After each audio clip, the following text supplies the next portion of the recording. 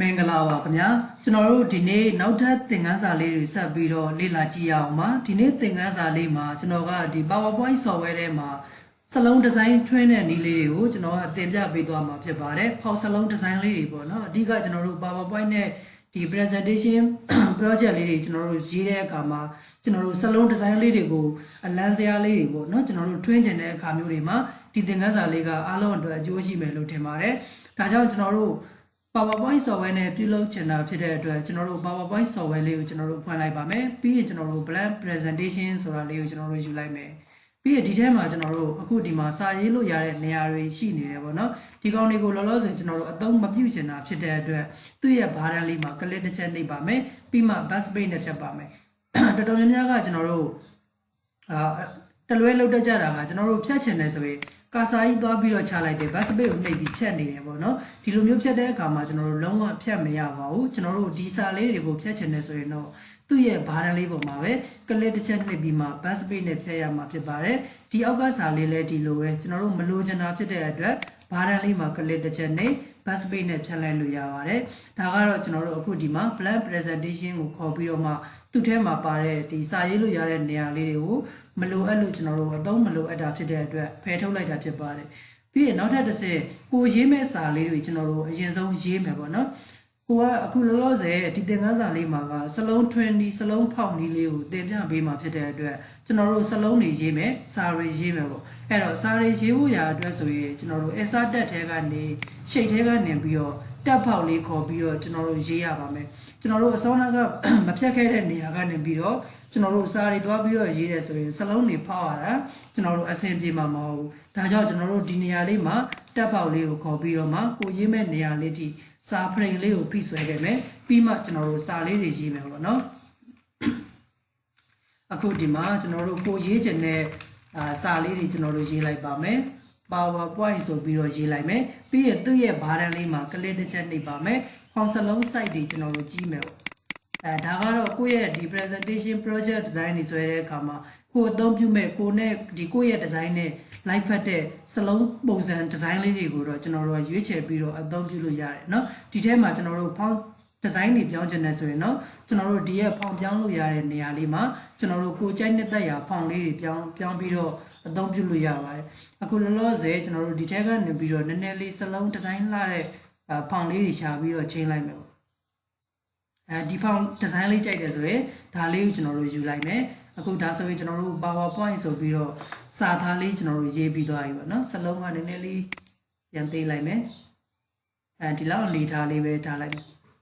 ်နည်းနည်းလေးခြုံလိုက်ပါမယ်ပြီးရင်ကျွန်တော်တို့နောက်ထပ်ဒီထဲမှာစာတွေထပ်ပြီးတော့ရေးအောင်မယ်အဲ့တော့အခုလောလောဆယ်ကျွန်တော်တို့ရေးပြီးသားစာလေးကိုပဲ copy ပွားလိုက်မယ် copy မပွားချင်ဘူးဆိုရင်လည်းတက်ဖောက်လေးကိုခေါ်ပြီးတော့ရေးလို့ရတယ်เนาะကျွန်တော်ကဒီမှာ copy ပွားတဲ့နည်းလေးပါသိတော့ copy လေးပွားပြပါမယ်လက်ရှိရေးပြီးသားစာလေးကိုကျွန်တော်တို့ copy ပွားလိုက်ပါမယ်သူ့ရဲ့ဘားတန်းလေးမှာ click နှိပ်ထားတယ် control လေးကိုလက်ကဖိကျွန်တော်တို့ mouse ရဲ့လက်ကလေးနဲ့ဖိဆွဲလိုက်ပါမယ်အောက်ကိုပါတက်တက်လေးဆွဲချင်တာဖြစ်တဲ့အတွက်ရှစ်ကိုပါဖိပြီးတော့ကျွန်တော်တို့ဆွဲလိုက်မှာဖြစ်ပါတယ်ဒါဆိုရင်တော့ကျွန်တော်တို့ copy ပွားပြီးသားလေးရသွားမှာဖြစ်ပါတယ်ပြီးမှကျွန်တော်တို့ကာစာချမယ် control A နဲ့ဆက်လက် off ပေးမယ်ကျွန်တော်တို့ရေးချင်တဲ့စာတွေဆက်ပြီးတော့ရေးမှာဖြစ်ပါတယ်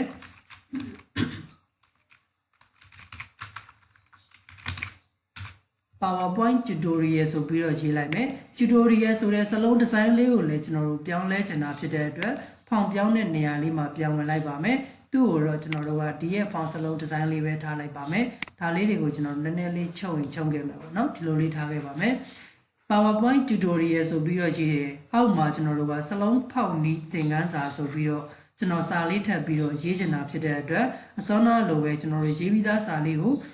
copy ပွားလိုက်ပါမယ်control လေးကိုလက်ကဖိ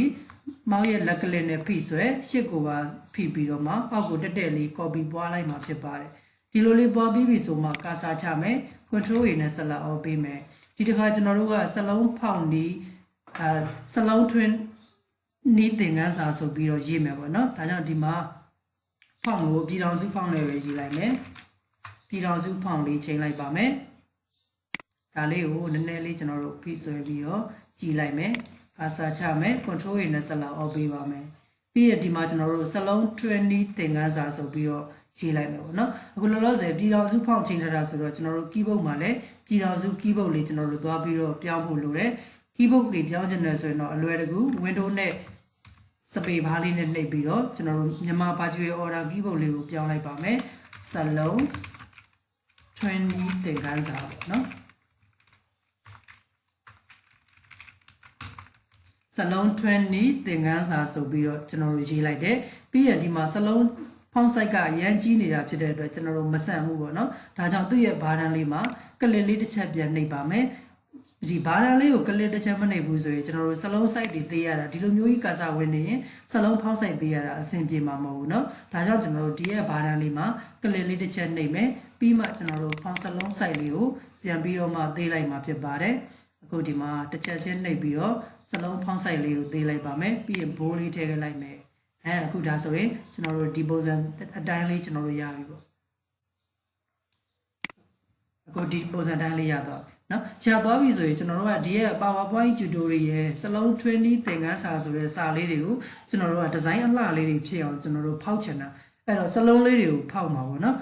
်စလုံးဖောက်မှာဖြစ်တဲ့အတွက်လောလောဆယ်ကျွန်တော်တို့သူ့ရဲ့စလုံးတွေကိုဖောက်ဖို့ရအတွက် rectangle tool လေးတစ်ခုလိုတယ်ဒါကြောင့်ကျွန်တော်တို့ insert တက်ထဲကနေပြီးတော့ shape ထဲကနေပြီးတော့ layout rectangle လေးတစ်ခုယူလိုက်ပါမယ်ပြီးရင်ကျွန်တော်တို့မောက်ရဲ့လက်ကလေးနဲ့ဒီရဲ့ကျွန်တော်တို့ PowerPoint ဒီ slide ထဲမှာဖိပြီးတော့ဆွဲလိုက်တယ်ပြီးရင်အခုလောလောဆယ်ဒီရဲ့ slide အပြာရောင်ကကျွန်တော်တို့အပေါ်ဆုံးကိုရောက်နေတယ်ပေါ့နော်ရောက်နေတော့အောက်မှာကျွန်တော်တို့ရေးထားခဲ့တဲ့စာတွေကိုသူကဖုံးနေတယ်ဒါကြောင့်သူ့ကိုကျွန်တော်တို့ကအောက်ကိုချပေးရမယ်စာရရဲ့အောက်ကိုချချင်တာဖြစ်တဲ့အတွက်ချလို့ရတဲ့နီလန်နှစ်နည်းရှိတယ်ပထမနည်းကတော့မောက်ရဲ့ right click ကိုနှိပ်မယ် send to back ဆိုတဲ့ထဲကနေဒီ send to back ဆိုတဲ့ထဲကနေပြီးတော့ send to back ဆိုရင်နောက်ဆုံးကိုပို့မယ် send backward ဆိုရင်နောက်ကိုတစ်ခုချင်းပို့မယ်ပေါ့ဒီကနေပြီးတော့ကျွန်တော်တို့ကမသွားချင်ဘူးဆိုရင်လည်း format တက်ထဲကနေပြီးတော့မှဒီမှာကျွန်တော်တို့ send backward ဆိုတဲ့နေရာလေးရှိတယ်ဒီနေရာလေးကနေပြီးတော့လည်း send to back ဆိုပြီးတော့နောက်ဆုံးကိုပို့လိုက်လို့ရပါတယ်အခုလောလောဆယ်ဒီရဲ့ rectangle shape မှာကျွန်တော်တို့ base bound ဒီစတုပ်ကာလာလေးဝင်နေတယ်ပေါ့နော်သူ့ကိုကျွန်တော်တို့လောလောဆယ်ဒီမှာအရင်ဖြောက်ခဲ့လိုက်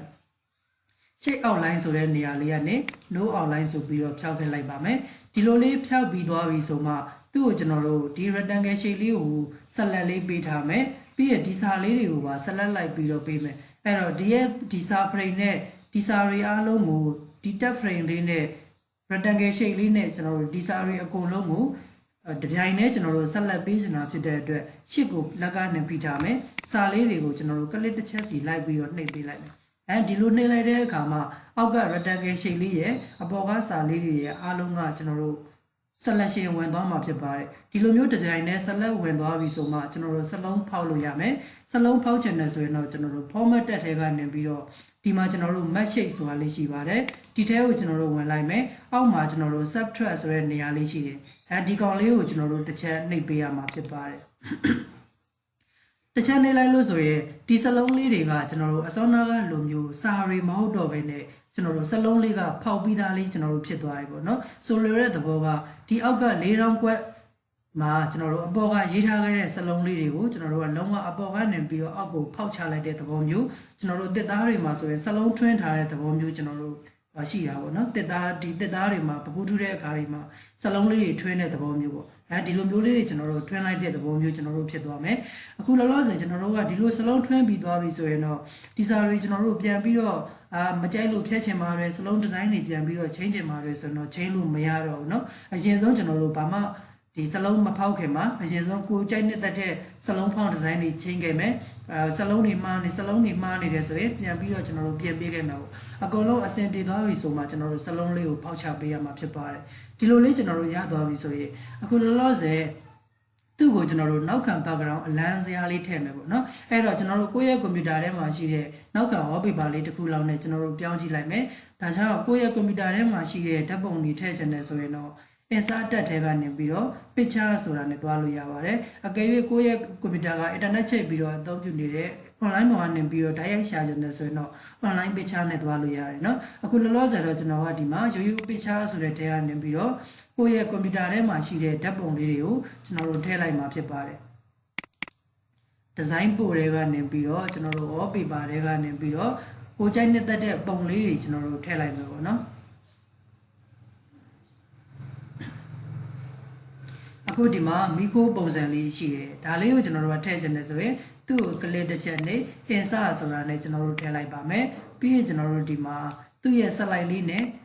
ဒီရဲ့ကျွန်တော်တို့မီခိုးပုံသဏ္ဍာန်လေးကိုအညီအညာလေးလိုက်ပြီးတော့ဆွဲချလိုက်ပါမယ်ချပြီးသွားပြီဆိုရင်ဒီရဲ့ပုံစံလေးကိုကျွန်တော်တို့ကတော့နောက်ခံ background မှာထားချင်တာဖြစ်တဲ့အတွက်သူ့ကိုနောက်ဆုံးပုံမယ် right click နှိပ်ပါမယ် send to back ထဲကနေပြီးတော့ send to back ဆိုတာလေးကိုနှိပ်လိုက်ပါမယ်ဒါဆိုရင်ကျွန်တော်တို့စလုံးလေးတွေမှာတစ်ချက်ကြည့်လိုက်လို့ဆိုရင်စလုံးလေးတွေကဒီ twin ပြီးသားလေးဖြစ်နေတဲ့အတွက်သူကမီခိုးပုံသဏ္ဍာန်လေးတွေနဲ့အခုလိုမျိုးလေးဖောက်နေတယ်ပေါ့နော်ကျွန်တော်တို့ကဒါအောင်မှမကြိုက်သေးဘူးဒီပုံသဏ္ဍာန်မကြိုက်ဘူးဆိုရင် control z ပြန်ခေါ်လိုက်ပါမယ်ဒီ shape ကြီးကိုကျွန်တော်တို့မကြိုက်ဘူးဖြတ်ပြလိုက်မယ်နောက်ထပ်ကျွန်တော်တို့ဒီကိုကြိုက်နေတဲ့ပုံစံ background လေးတွေနဲ့ကျွန်တော်တို့ချိန်ပြီးတော့ကိုယ့်ရဲ့ဒီစလုံး design လေးတွေကိုဒီ trim မိသားလေးဖြစ်နေတဲ့အတွက်အသုံးပြုလို့ရသွားပြီပေါ့နော်ဒီလိုမျိုးသုံးတဲ့နီလန်လေးဖြစ်ပါတယ်အခုဒီထဲကနေပြီးတော့ကျွန်တော်တို့ဒီမှာဒီပုံလေးထည့်ကြည့်လိုက်မယ်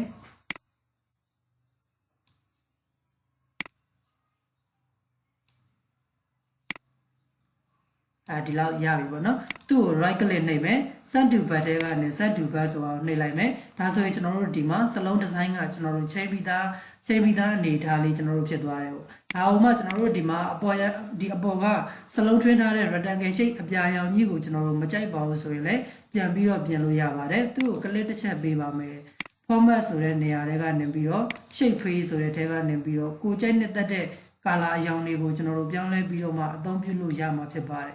ဒီလိုမျိုးကျွန်တော်တို့ color တွေပြောင်းချင်တာလားဒီလိုမှမဟုတ်ကျွန်တော်တို့ကရိုးရိုးဒီ color တွေမကြိုက်ပါဘူးကျွန်တော်တို့အရောင်ဆက်တွေသုံးချင်တယ် pattern တွေထည့်ချင်တယ်ဆိုရင်တော့ကျွန်တော်တို့ဒီအောက်မှာ gradient ဆိုတဲ့ထဲကနေပြီးတော့အရောင်ဆက်တွေကျွန်တော်တို့ထည့်လို့ရတယ် texture ဆိုတဲ့ထဲကနေပြီးတော့လေဒီမှာ texture ပုံသဏ္ဍာန်တွေ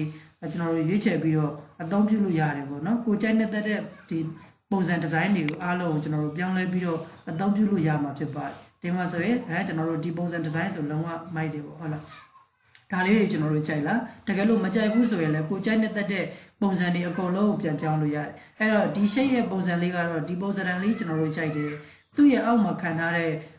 နောက်ခံ background wallpaper ခံထားတဲ့ပုံကတိတ်မလှတဲ့အတွက်ဒီ PowerPoint tutorial စလုံး training သင်ခန်းစာဆိုတဲ့စလုံးလေးတွေကမပေါ်ဘူးပေါ့နော်ဒီလိုမပေါ်တဲ့အတွက်သူ့ကိုကျွန်တော်တို့ပြန်ပြီးတော့ပြောင်းလိုက်မယ်အဲ့တော့ဒီနောက်ကပုံကြီးကိုကျွန်တော်တို့မလိုချင်တော့ဘူး bus page နဲ့ဖြတ်လိုက်ပါမယ်ပြီးရင် insert ထဲကနေပြီးတော့ picture ထဲကနေပြီးတော့နောက်ထပ်ကိုက်ညီမှုရှိမဲ့ပေါ့ကျွန်တော်တို့စလုံးလေးတွေနည်းနည်းလေးပေါ်မဲ့ပုံသဏ္ဍာန်အနေအထားလေးမှာကျွန်တော်တို့တစ်ချက်လိုက်ဖက်မဲ့ပုံလေးတွေရှာလိုက်မယ်ဒီထဲကနေပြီးတော့ကျွန်တော်တို့ဒီမှာဒီနေအောင်ပုံလေးကျွန်တော်တို့ insert ထည့်လိုက်ပါမယ်ပြီးရင်သူ့ကိုလည်းဒီနားလေးမှာထားမယ်နားမှာထားမယ် right click နှိပ်ပါမယ် send to back ထဲကနေပြီးတော့ send to back ဆိုတာလုပ်လိုက်မယ်အခုဒါဆိုရင် तू ကအခုလိုပုံစံကျွန်တော်တို့ပြောင်းသွားမယ်ပေါ့နော် control z ပြန်ခေါ်လိုက်ပါမယ်ဒီပုံစံပြောင်းသွားတယ်ဒါဆို तू ကလည်းဒါကြီးလည်းသိမပေါ်ဘူးနော်မပေါ်တဲ့အတွက်ကျွန်တော်မကြိုက်သေးဘူးသူ့ကိုဖျက်လိုက်မယ် insert ထဲကနေပြီးတော့ picture ဆိုတဲ့ထဲကိုသွားပါမယ်ပြီးရင်ဒီထဲကနေပြီးတော့ကျွန်တော်တို့နည်းနည်းလေး तू ကအလင်းနဲ့ပတ်သက်တာနဲ့ပဲလိုက်မယ်နော်အဲဆိုဒါလေးယူလိုက်မယ် insert လုပ်လိုက်ပါမယ်